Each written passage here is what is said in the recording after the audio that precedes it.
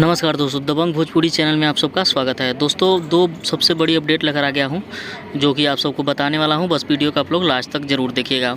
दोस्तों, दो गाना रिलीज़ हुआ है जो कि एक ही नाम से है। एक पवन सिंह जी का गाना और एक खेसारी लाल यादव जी का गाना, लाल घाघरा। जी हाँ दोस्तों, लाल घाघरा दोनों सिंगर का जो है कि गाने का टाइटल है लाल घाघरा। और सबसे पहले बात कर लेते हैं पवन सिंह जी के गाने के बारे में। तो पवन सिंह जी का गाना बहुत ही बड़ा ब्लास्ट हो गया है।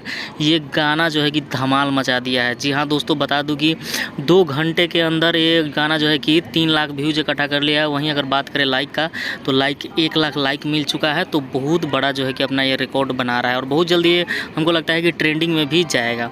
वहीं बात कर ले खेसारी लाल यादव जी के लाल घाघरा गाने के बारे में, तो दोस्तों वो 2 दिन पहले जो है कि रिलीज़ हुआ है, लेकिन उस पर कुछ खास व्यूज़ नहीं है। बस 1 मिलियन व्यूज़ है, 10 लाख।